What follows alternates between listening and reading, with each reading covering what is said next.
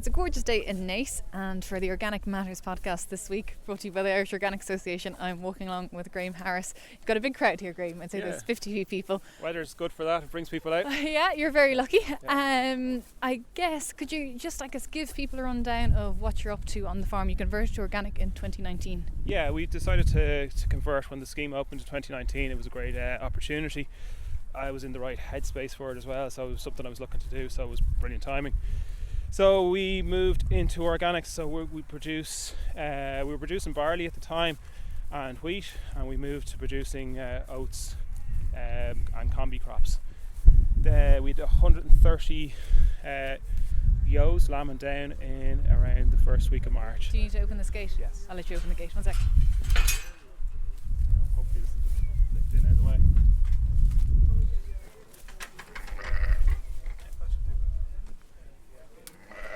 So here are some of the sheep that you were mentioning. Yeah, so there's a few of, the last few from last year. So generally the sheep finish up pretty quickly, so we try to get them out to good grass and get the thrive on. I find that if you can keep them moving and growing, they'll finish up quickly in the organic system. So. Okay. Well, you have a big crowd and you're looking to talk about this field that we're in currently. We're going into a tillage field now that has been in tillage for a good few years. So we've started with a bit of we've done some shallow ploughing in this field to try and improve soil structure. We've been chopping straw, so I suppose big focus. You can see the straw on the ground actually. Yeah. Yes, yeah, you can still see residues there. So it's not too bad now. Most of it is gone, and the worms have broken it up. You can see some fungal activity there, some mushrooms and stuff which is a good sign. I like to see that. So I suppose in the next couple of weeks we'll be coming in here when the weather picks up and setting a combi crop. We'll be doing pea and barley in this field. So trying to get it in good conditions, good warm soil, get it growing and get it off to a good start. Okay, I'll leave you do your spiel and I'll come back to you in a bit. Thanks very much. We're all on the farm walk here and the crowd is just moving off, but I'm here with Alan Mooney. And Alan, you brought up a point that was very interesting, talking about winter crops versus spring crops, because a couple of weeks ago we were on Mark Galander's farm in Monaghan and he doesn't grow winter crops at all. He just thinks that they don't suit the land, but you had kind of a different scenario or a different view of certainly that. I would certainly grow as much of my oats as winter oats as I can, for certain, but I have to be very cognizant of the oat mosaic virus because it can transfer and it's much more common in winter grown crops. But in general, I find winter oats, it's a good cleaning crop, number one. It's very easy to grow.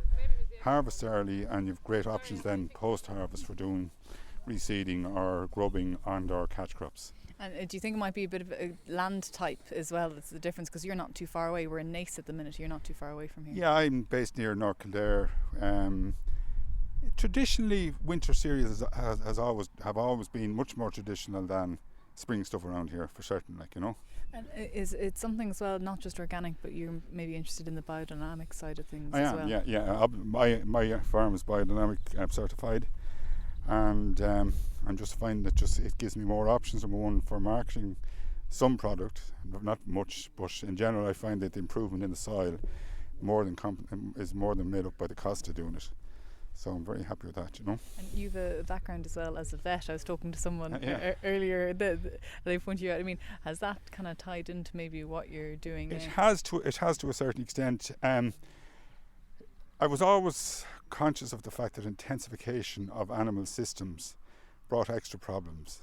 Over the years, with pneumonia in calves, you've the extra calves in the shed, pneumonia crops his head, cows walking in laneways. You have to have a laneway because you have 200 cows, so then you have a laneway, then you have lame cows. And lameness is meant to be the second biggest problem after mastitis for dairy and herds. Fertility. I mean, whereas a cow that's even in a organic dairy situation, she'd be much less stressed. She's going to last longer, which is not a nice way of putting it, but that's the reality. I mean, I think in conventional dairying, I think the replacement rate is between 20 to 25%, which is not really nice now to the animals, really, and especially when it's lameness and mastitis are the two main causes of culling, So kind of going forward, are you focusing more on the biodynamic side of things or more on the organic side of things, or do they intertwine? The two of them work together, yeah.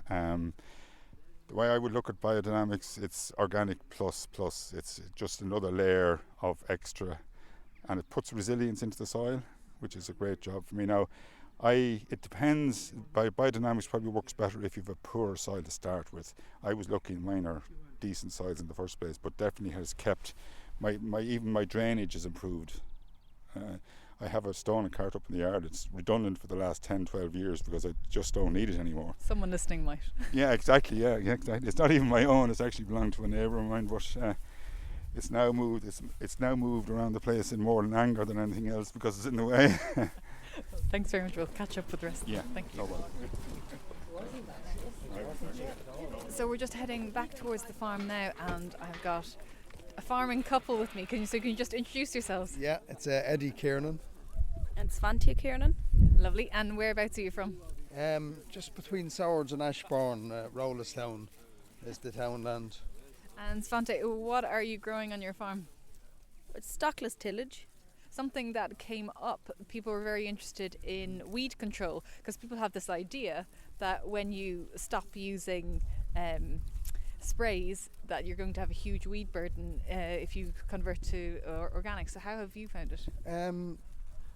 Weed burden at the start, when you convert a farm, there's a certain amount of weeds. It takes a few years for the field to come into balance again and to realise that it's not going to be relying on chemicals anymore.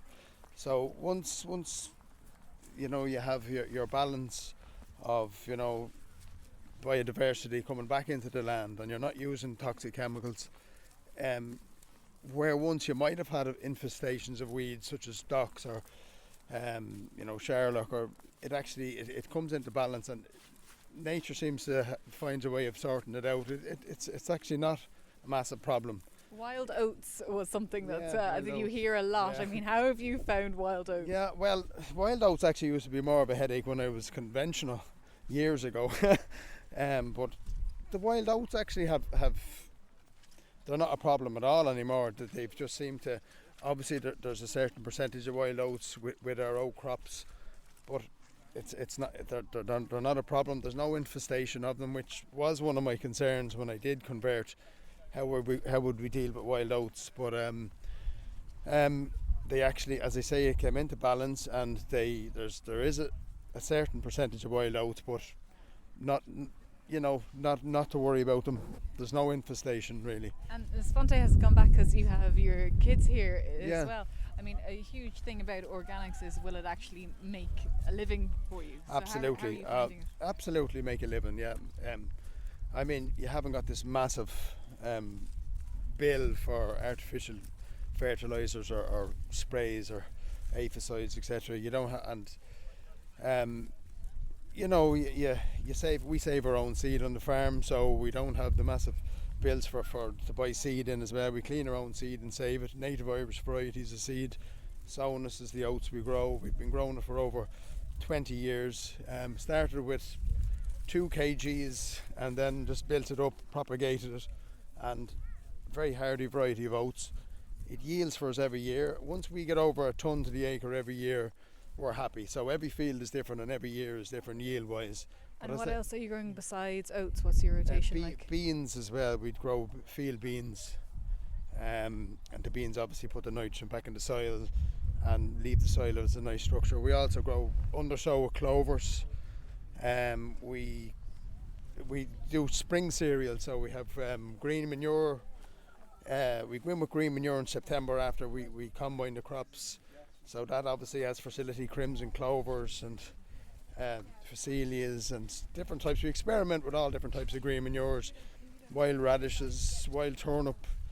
There's so much seed you can experiment with, which is actually it does be exciting every year to see what green manures improve the soil quality, and also the clovers, the crimsons and the bearseem clovers, they add nitrogen to the ground. So and who have we got? We've got two helpers over here. What are your names? Saoirse. I'm Saoirse. And I'm Gareth. And what do you think of the whole organic farming? I think it's brilliant. I like it. They can roam through our fields. There's never any sprayers around. They can play in our oat crops and our bean crops and our grass fields, and we don't ever have to pack them in the car and rush them off because there's a big sprayer coming down the field. Or so. You two probably know more about organic farming than I do. So what's going on the farm at the minute? Well, I'm pretty sure they're We're just sowing at the minute. Yeah, so. they're starting sowing and all. Yeah. And what's being sown? I think the beans. Beans are being sown first. It's kind of getting caught in the cedar, because the cedar's not made for beans. And we had a little upset there, so the seed drill unfortunately broke and we had to get it fixed. But we're up and running again. Is it a problem, though? Is machinery a problem, say, for organic tillage farmers? Because I remember talking to Thomas Foohey down in Cork, and he had to go to England sometimes to get machinery kind of specific to what he was doing. Certain weeders, and there's a comb cut weeder, which you have to actually commit. A lot of machines actually you would have to bring them in from England. So certain weeders you can only source them in England, and the comb cut that we have a grant in for that's also has to come via, I think it's produced in the Netherlands and Norway, I can't remember, but that has to come through England as well. So that can be a little problem. Certain drills, no plough drills and that as well. I'm sure you could probably source them here, but you might have to bring them in from England as well. I was wondering, Svante, did you have any kind of opinion on kind of the no plough method or anything like that? Because there was some kind of concern about that. Did you have any kind of thoughts on it? I think in general our soil is quite heavy, so the no plough entirely I think is just not an option at the moment for us. Not really. Like the plough buries a lot of, as and the farm worker, as Graham stated, you want to get a crop established. A good establishment of a crop is worth its weight in gold. So the plough does bury it does bury weeds, and it does bury any trash. We chop all our own straw and put our straw back into the soil, which is vitally important. We've been doing it ever since we converted to organic. So we basically just take we just take the seeds as a gift and then put everything back in, because you can't take too much from the land, so the plough will bury any of the chopped straw or the green manure too. You see, the fact that we sow green manures, we do have to kind of incorporate them into the soil, and the only way to incorporate them and get a crop in is to turn them under with the plough. So it's all the cycle. The wind is picking up, so I'll let you head on, and we'll keep motoring. Thank you very much.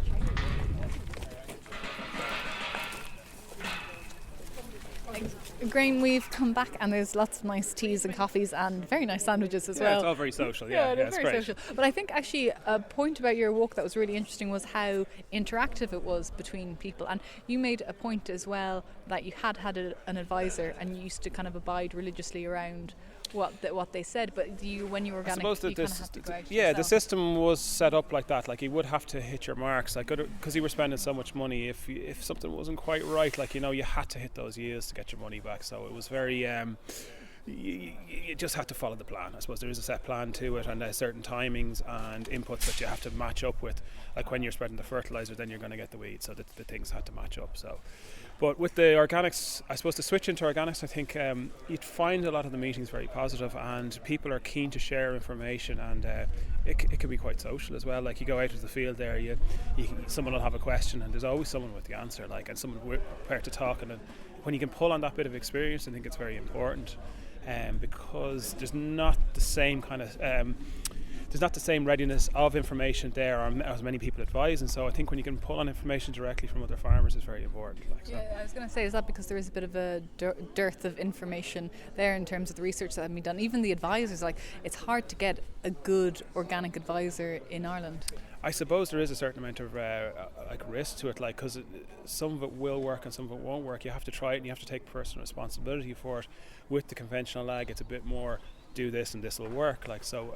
You do have to take a bit of personal responsibility in organics, and I think that leads it to being a bit difficult for advisors in the role. But people are generally fairly. The walks, BioFarm has been great for me. It got me in touch with loads of people. They get international speakers in, and knots have been great. There's been certain courses and stuff like that. There's plenty of support there. It's just accessing it in different ways. And what was, say, the biggest challenge for you? Because you converted in 2019. What was the biggest learning curve there? I suppose a little bit of change in mindset about what was possible. Like, so you have to have a bit of faith in, like, growing the combi crops.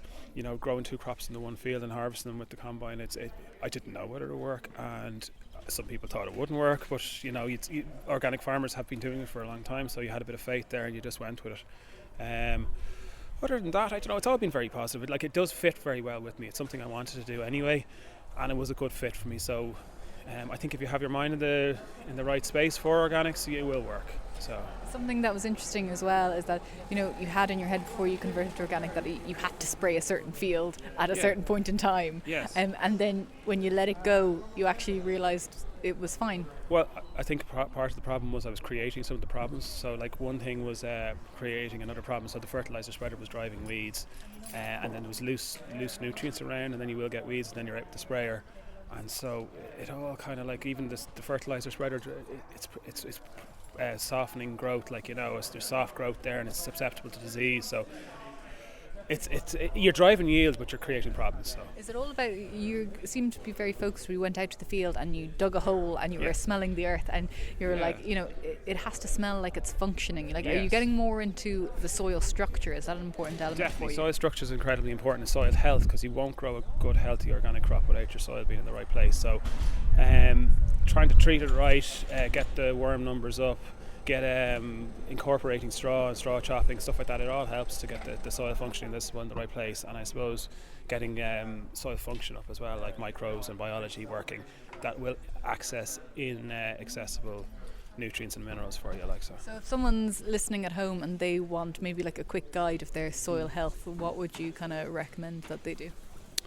Well, I suppose get a soil sample done. Be the first one to see what you've got, see what your ratios are like and balances.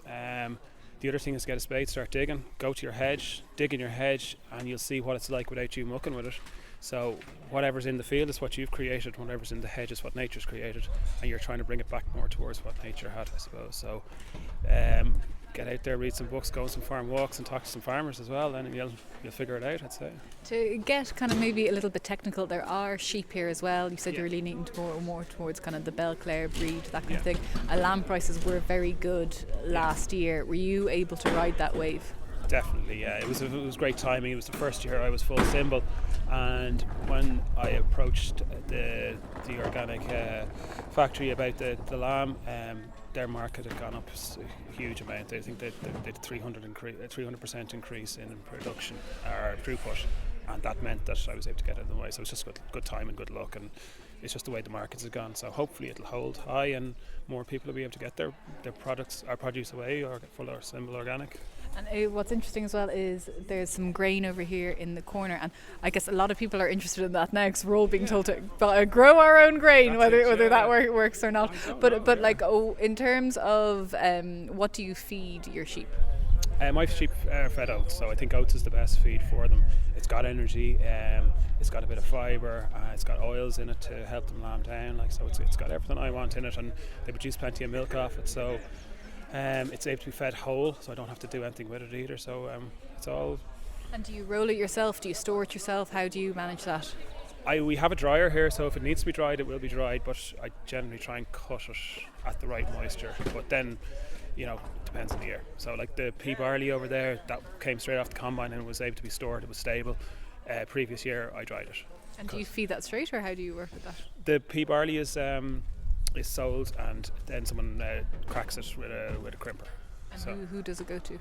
It goes to a dairy farmer in the west. So, yeah, so an organic dairy farmer? Yes, full organic, yeah. So there's a couple of organic dairy guys that come and buy combi crops off me. So yeah, they've been getting on quite well with what I've produced, and they're happy with it. And say there's a big push on now to get more organic dairy farmers. Do you think that relationship is going to be key between the organic tillage and the organic dairy farmer? Yeah, there has to be balance in the system. So I suppose it's a difficult one, because with dairy, I suppose changing that mindset can be probably quite difficult. But I think there's good opportunities for organic dairy. I'd like to think anyway. Like, it's a great product. I use all organic milk at home. I think it's great. So yeah, we plug. I guess there's Glenisk milk here as well. Yeah. I guess for you though, going forward, you know, what's on the horizon for you and your farm? For me going forward, I suppose I'd like to just get ready markets, stuff that's more easily accessible. So like Getting in with Waterford Distillery for the barley would be great, because it'll be a ready market where you grow your crop and it goes on a lorry and goes somewhere. It's storing and handling too many different things, so it means that then what I do keep I have more space for, because the oats are grown and they go to Flavins, which is a ready market. The barley be grown and it'll go to Waterford, ready market again. So you've got rid of a good bit of stuff, so it gives you more space and more time to deal with the other things, and it could leave you tackle a few more difficult crops, like, so say if you wanted to grow quinoa or something a bit different, or even linseed or something like that. Human consumption. Yes, then you've time to handle these things in space to do it, like, so that would be a huge help. So. And I'm wondering, in the context of everything that's going on with the war, and we're talking about wheat shortages, and I think in England the price of wheat has gone up from £210 to £300 per tonne. I mean, you as a farmer on the ground, are you kind of thinking of changing your growing system, or I wonder, have you been getting a lot of phone calls actually? No, not especially. Like with the organics, I suppose you're kind of you're a little bit more insulated from these price hikes, ups and downs, like, because I don't have the fertilizer price problems, and I probably just like to stick to the plan. I hope that the markets that I have access to will be steady, but I'm wondering, are people ringing you for advice, or people asking you about what to do? Yeah, people are a bit more curious about how to grow crops with less inputs, I suppose. You'd definitely see it even in conventional agriculture. You'd see it with there's a group of farmers I know we come across, base agriculture, so they're all looking at reducing inputs and improving biology on their farm. So you'd see a lot of interest in it in farmers now. I think there's been a big change in mindset, and farmers are very, very open to change and to doing something with their land. So that's positive. Everyone's packing up in the background, so I'll leave you in peace. Thanks very much. Yeah, great. You've been listening to the Organic Matters podcast with the Irish Organic Association. We've been here on the farm of Graham Harris, and there will be another podcast next week as well, so do please subscribe and stay tuned in. I'm Hannah Quinn-Mulligan, and if you want more information about organics, go to the Irish Organic Association website, www.irishorganicassociation.ie.